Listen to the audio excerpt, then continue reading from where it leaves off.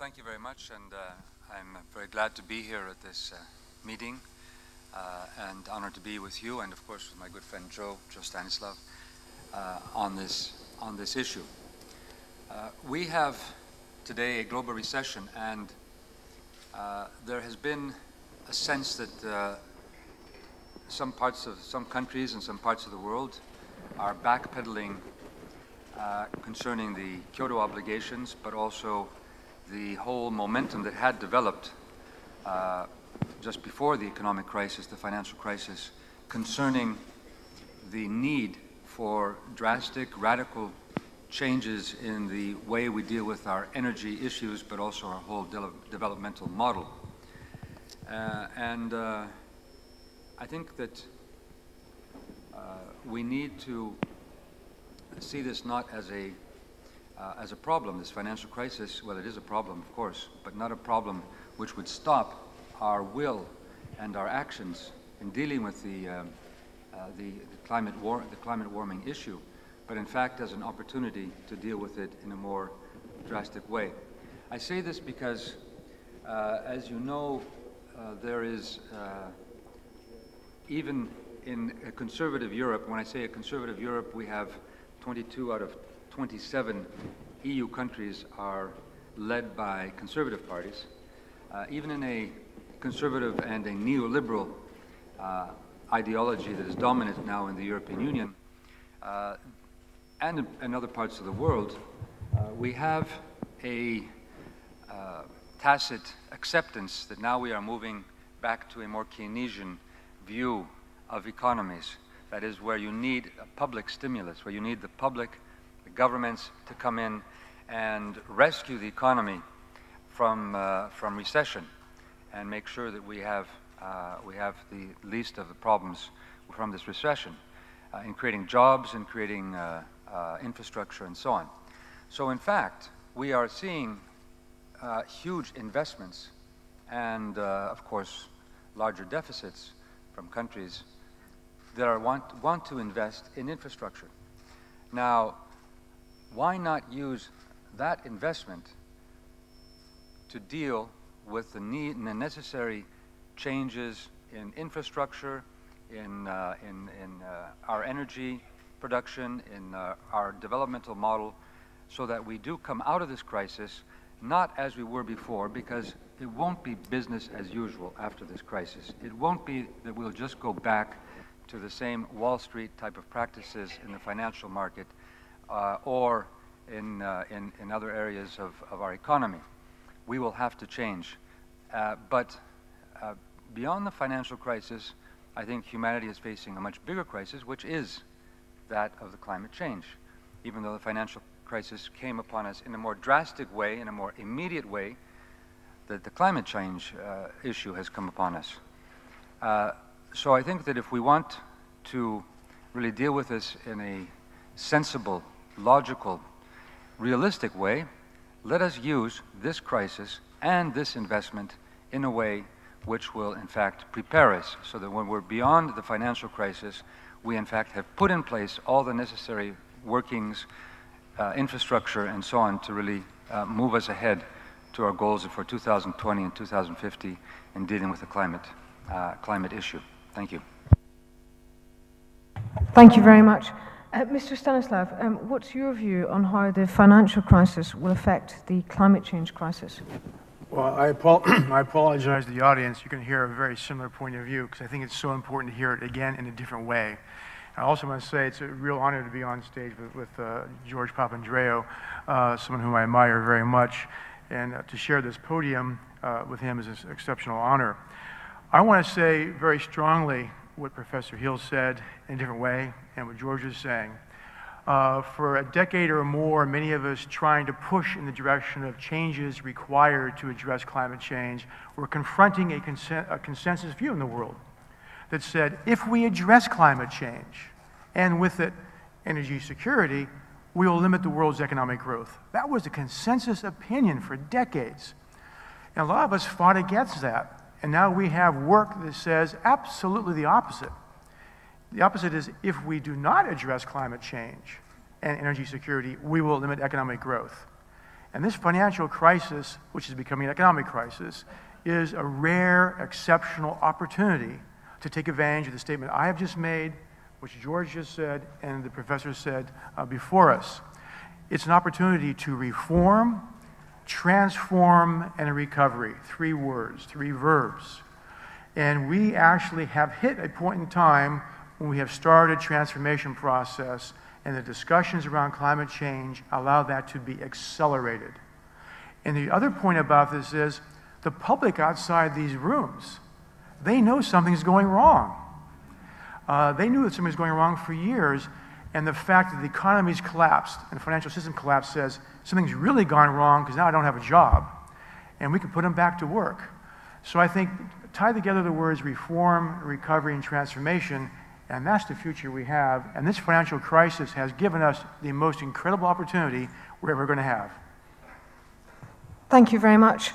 Mr. Pαπandreou, what opportunities does Greece have, particularly in dealing with climate change and the new economy that could arise from our efforts to tackle climate change? Well, I would see Greece, first of all, as we are quite behind in our necessary both infrastructure and obligations, both within the European Union, where there are specific directives concerning the environment, but also within the Kyoto obligations, and this has been pointed out both in the European Union and in the UN. So if I could, in the next elections, if we are elected into government, we would make the green economy the major lever for change in our country. We have put out already a brochure, a whole program actually of what this would mean. This is the small English version summary of this program, where we basically are saying that Greece could become, and that is what my dream and our dream, I think, in our party is it could become a leader and an example for green development. This means what I see as green development is very simply creating an economy of value, a society of value, which means that we have our products which are of good quality, where we bring in the technology from energy to agriculture, from tourism to health, from transport to our schools, our services, all the public works and so on. We bring in the technology that is necessary for a green economy. We create products which through the investment in this technology, we create products which are of high quality and which give us a specific, I would say, competitive advantage in the world economy. I'll give you an example. Our Mediterranean diet is at this point considered by the world around as one of the best diets for health. Unluckily, as we are speaking now, Greece is one of the worst countries in obesity in the world, and therefore we need to go back to some of the traditional diet that we have had. Now this means this could be easily linked up with a green economy. This also means investing in people, because bringing in high technology means training, retraining, using the younger scientists, the younger skilled workers, the professionals who are now very much unemployed after many of their studies. So we could have high quality jobs in this area, investing in people, bringing in new jobs, and at the same time creating the necessary infrastructure which will make us an important leader, for example, in using wind. Wind is one of our important assets. Of course, sun, geothermal, waves. These are some of the major areas where we could really excel and develop specific types of technologies which would be used not only for Greece but could be used around the world. So I see that what we are seeing here, and if you think a little bit about what Greece looks like, we are a country of many mountains and many islands, even though we are unluckily concentrated, almost half of us, here in Athens. So this is also an opportunity to give power to the people that is decentralizing, really bringing back regional and regional development and local development by alternative energy, where you actually have much more participative types of forms of production, where people are involved in the production. They actually see that by producing alternative energy, they can have profit for their communities, for their families, for their farms, or for their industry, and they can be much more self-managed, if you like, on this. So I see this also as a democratic experiment, one of a different type of governance, which allows us to really move to a more decentralized, a more humane, a more quality type of an economy. With one addition. Our products also need not just technology, not just investment, but we also, and not simply, of course, which is very important, investment in our environment, which is, I think, a very beautiful one if we keep it protected and we correct the mistakes we've made over the last years in destroying parts of it. Greece still has, in many areas, a pristine environment and can develop this in a way which will be important both for our citizens but also for the tourist industry. But our products also can, and I think this is what many countries will be looking into, is bringing in your culture, your special culture, into the products. So whether it's olive oil, it is an olive oil which is denominated by its place, by its history, by the fact that it's maybe in Sparta, it is done in a way which is ecologically friendly, and then you have a product which is absolutely competitive on the market. At the same time, you're keeping a very strong tradition in your country and giving profit to your people. So I'm just giving you one example of the many possibilities we have in combining high technology, investment in people, investment in our environment, investment in our traditions and our culture, and making that a mixture which will make us a leader in the world. Thank you very much. Thank you. Mr. Stanislav, we've just heard about how Greece can benefit from a low-carbon economy. Could you take us a little bit broader and look at the rest of Southern Europe and the Mediterranean region? How can the rest of the region benefit? Absolutely, thank you. I think certainly my own core values share very much what George Pαπandreu is talking about.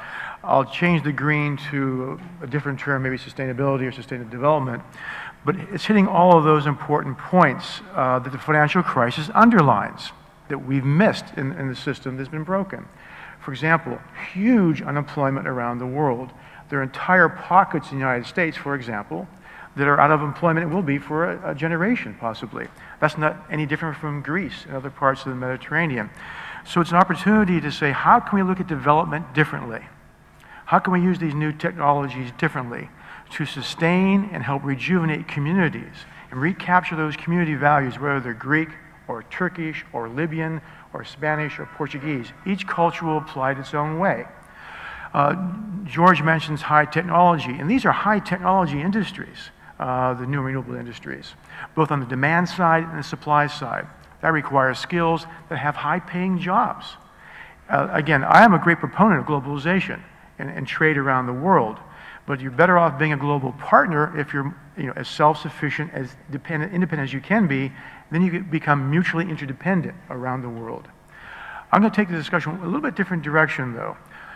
Hearing George's remarks, hearing the remarks this morning at the introductions by the current Minister of Development and others, the Mediterranean region has many, many similarities. Different cultures around it, but have some similarities. They have similarities in terms of, obviously the climates, temperatures, solar penetration, wind movement. This could be a major itself region in the world to promote self-sufficiency or interdependency of moving that energy from country to country, not your traditional oil and gas. It needs someone as an institution, which was asked earlier on in this discussion, what are these new institutions? They're going to drive these changes. Well, we don't have any new institutions right now. We're talking about new institutions.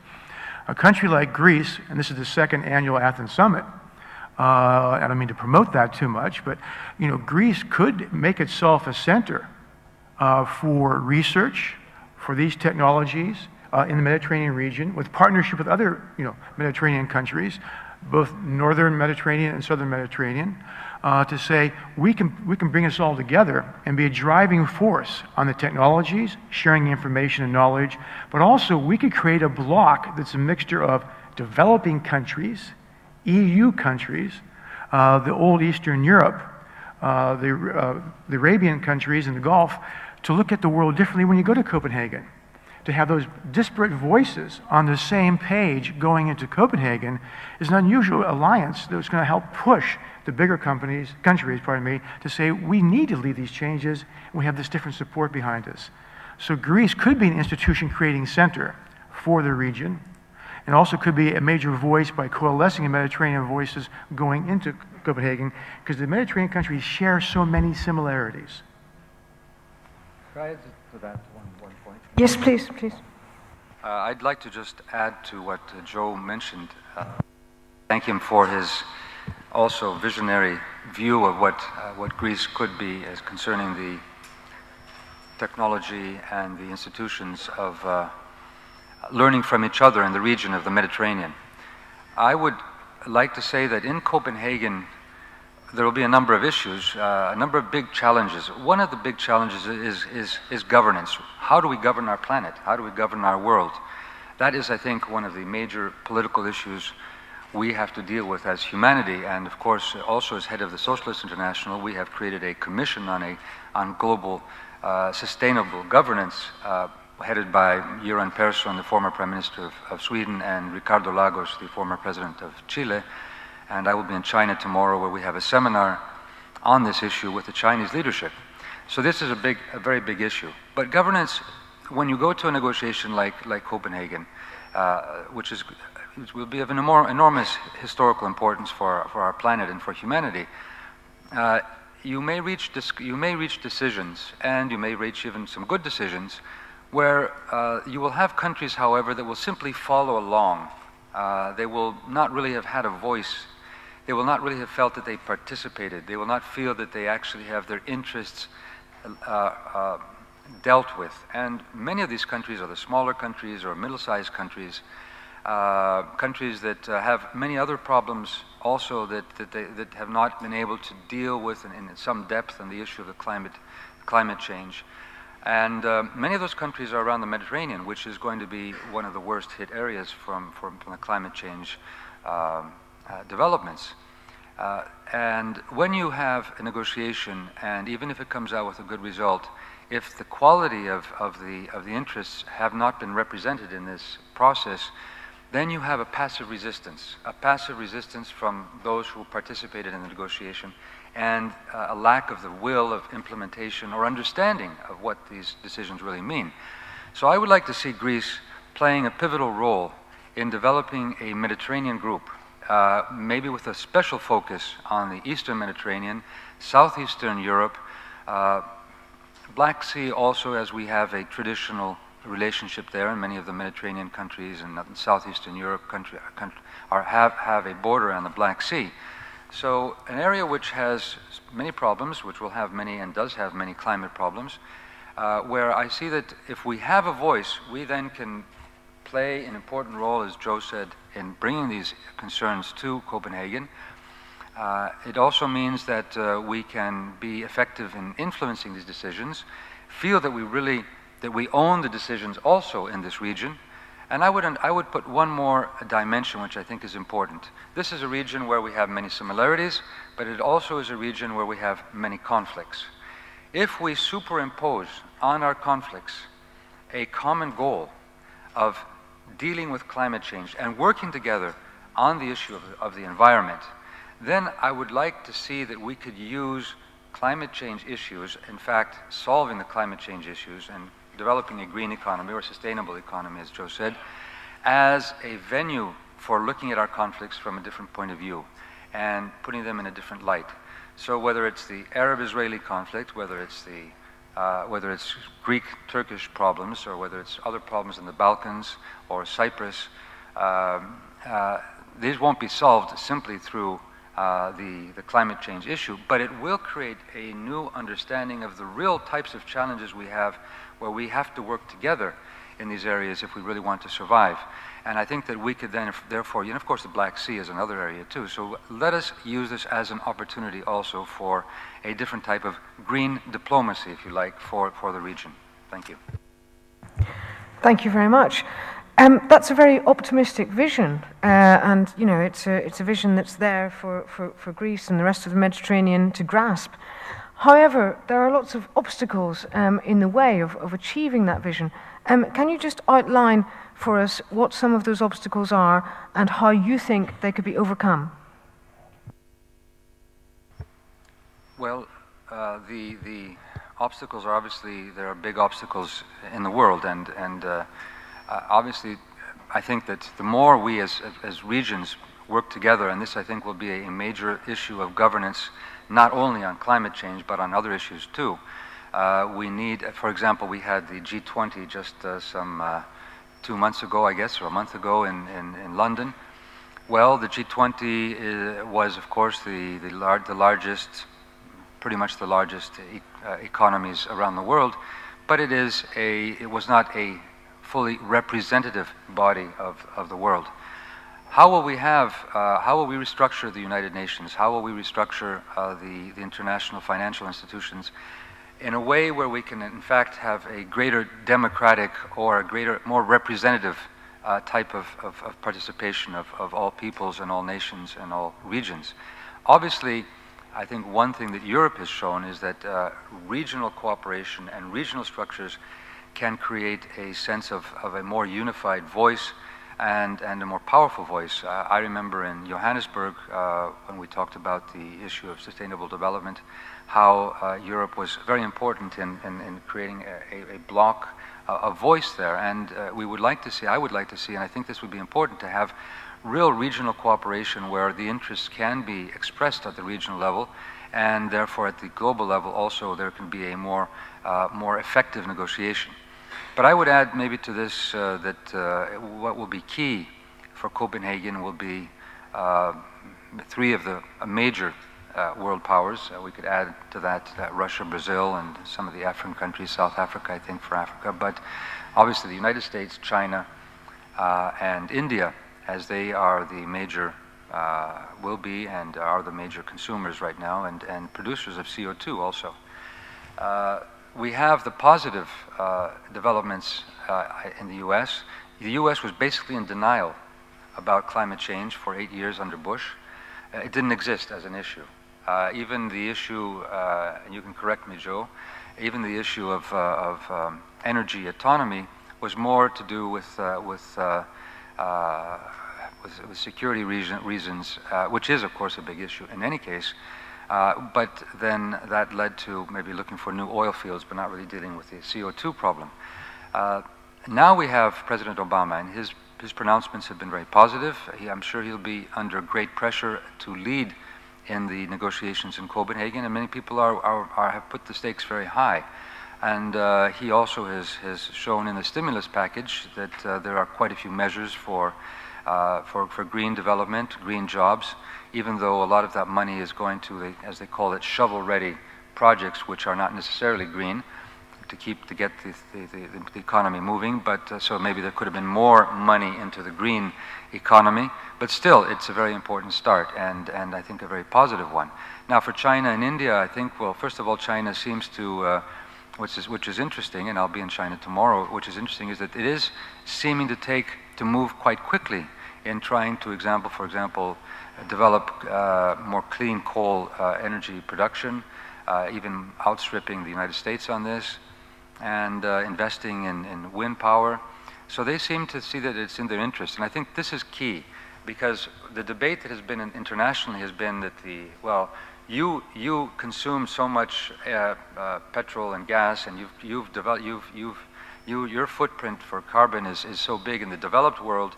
Why are you now denying us the same possibilities for development by asking us to cut down in CO2 emissions and petrol consumption and so on?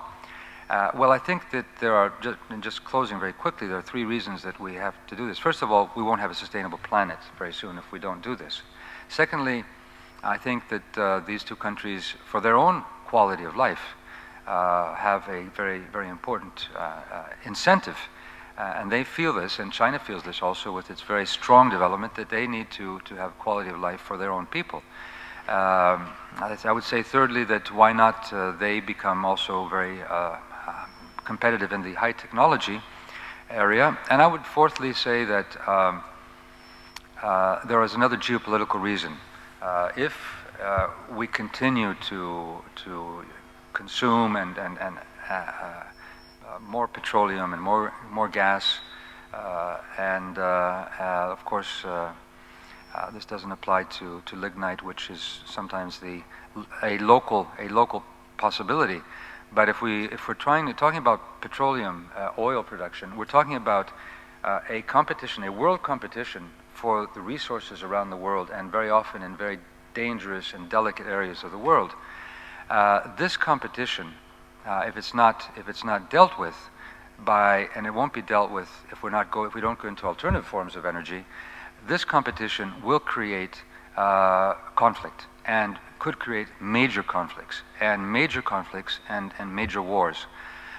We already are seeing this competition. We're already seeing the problem of this competition, and whether it's in Africa, whether it's in other parts of the world, Latin America, or wherever else.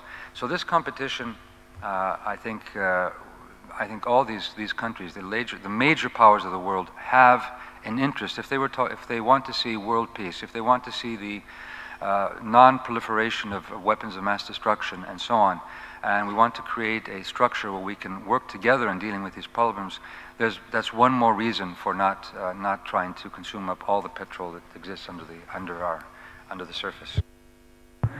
Yes, indeed. In fact, scientists warned us last week that we can only consume a quarter of the petrol or of the oil that still lies under the surface of the Earth if we want to combat climate change. Mr. Stanislav, if you could just again take this a little bit broader for us and say, what difference does it make that the United States is now prepared to engage in climate change? The difference is profound, to say the least. I won't object to anything George says, because I don't. But I will, up to one word you used, the Obama administration feeling pressured, I'm not sure if you meant it that way or not, to address climate change. The Obama administration feels no pressure whatsoever. They feel desire to lead on climate change and energy security. It is a policy vision and mission. It's leadership. It's part of the campaign. It's part of the current administration. If you look at what's happening in Washington, D.C., those few official appointments for positions in the government, which have been made, and there aren't very many, by the way, all the people stand out. They're people with a climate change background. They're people with environmental background. And then they might have some energy security background.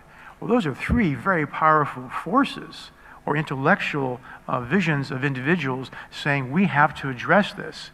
And so he's put people in place to succeed in his mission to take leadership on this issue, as he has on a number of other issues internationally, to change the perception of the world about the United States and where we're going. Now, that's easy to say in terms of what he wants to do. What most people don't understand is a president of the United States can't just go sign an international treaty and say, that's it, we've agreed. We have a Congress that has to approve treaties. And Congress is a very complicated body in the United States. But just last week, President Obama went to Congress, went to what we call Capitol Hill, and he met with a couple of dozen, if not more, congressional leaders who are key to the discussions right now about his budget. If you think about his budget, he said there are three things I want to achieve in my budget. One is healthcare reform, educational reform, and energy reform. Combined with that is climate change. He told these congressional leaders point blank, climate change and energy is the most important dimension of this budget and his policies right now. Number two, why are they so important to what he's doing? Because they are the core for the economic recovery and reform for the economy. for him to succeed where he wants to go for the American economy going forward. He also said to them, don't nitpick. We cannot create a perfect bill. Let's legislate and get something in place, and we can always alter it and improve it. And number 4, he said, you're in this room because you're elected to lead. Not compromise, but to lead. Pretty powerful statements. Now, there's a lot more work to be done, but the key people in the administration are convinced they'll go into Copenhagen with, if not an actual bill, what we're going to do, with a framework which we can agree to. And don't forget, we have agreed to an 80% reduction. President Obama has. Over 25 states are already doing that in their individual state programs in the United States. It's getting the other 20 states to move along and drive in that direction. So to say it's profound is an understatement. We are there to be part of a global community addressing a global problem because we have to. The United States has to. You saw the information the professor put up. 50% of U.S. agriculture could be gone.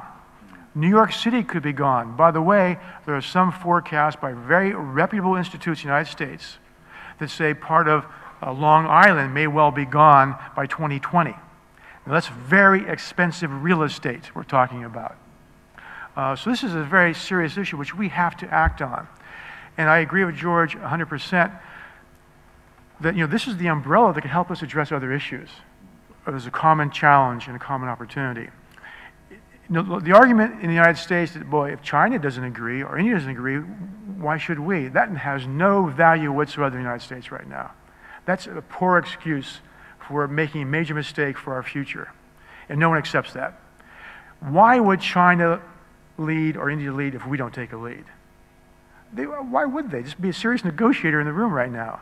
We have to lead for the world to change. That doesn't say we dictate where the world's going. We're a partner in this. And we want to listen and hear to say what we have as a framework, which I hope will be in place. We may have to adjust too, but we have to be able to adjust that in our own way. We can't be told by Copenhagen, here's what you have to do. I mean, we just can't do that in the United States, but we can agree on principles. So it's profound, and I think the world will be surprised at how much could be done. Thank you very much. Finally, Mr. Pαπandreou, we've heard about what we can all do to try to tackle climate change, to try to stop emissions growing to a level where dangerous, calamitous climate change becomes inevitable. However, we need to know also what we can do if climate change becomes so great a problem that we can't just tackle it through cutting emissions. If climate change actually starts to have a physical effect on the world around us, which is already happening. What is Greece doing, and what do you think Greece can do and should do to prepare itself in case that happens? Well, I would, just taking on what Joe said and what President Obama said to the Congress, we all need at this point to lead in our countries and in our respective responsibilities. And this, I think, of course, I think what the expression that of the new administration in foreign policy, and it has to do with the climate change issue also, but it's a wider foreign policy which I think has been welcomed, is that the United States understands its power and its leadership role. It's not there to dictate, but it's there to provide an example of leadership and what it wants to do, and is now investing in the multilateral institutions and not the unilateral decisions that we had in the previous administration. That type of leadership, I think, will be important to inspire leaders around the world, and I hope to see the positive response also in the European Union, which has at times taken the lead in this issue of climate change. So one of the areas, I think, is that Greece can play a very important role within the European Union and play an important role in the region as a leader in this. But to do so, we have to make sure that we put our house in order also. And right now, I would say we don't have our house in order in Greece. We are not a leader. We are not investing adequately in alternative forms of energy and renewable forms of energy.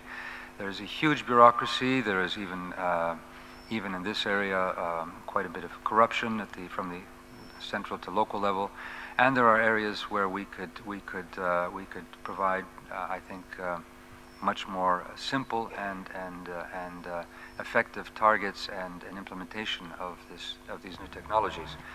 So what we have said, even though a number of NGOs talking about a 60% reduction of CO2 emissions by 2050, our program, even though it sounds long-term, 2050, we talk about 65%, which we're adding another 5% to this as a goal. It is putting the bar higher, if you like, but it also means that we will have to make some major changes in infrastructure. The areas where we feel we can have immediate results is in the area of housing, construction, buildings, in conservation, in the emissions from buildings, public and private, residential and offices. At the same time, in transportation, we could, as far as the buildings are concerned, we could cut down from 50 to 75% of the emissions. There are even zero-emission buildings which can be developed with technologies today. We already have an example of a 98%, almost 100%.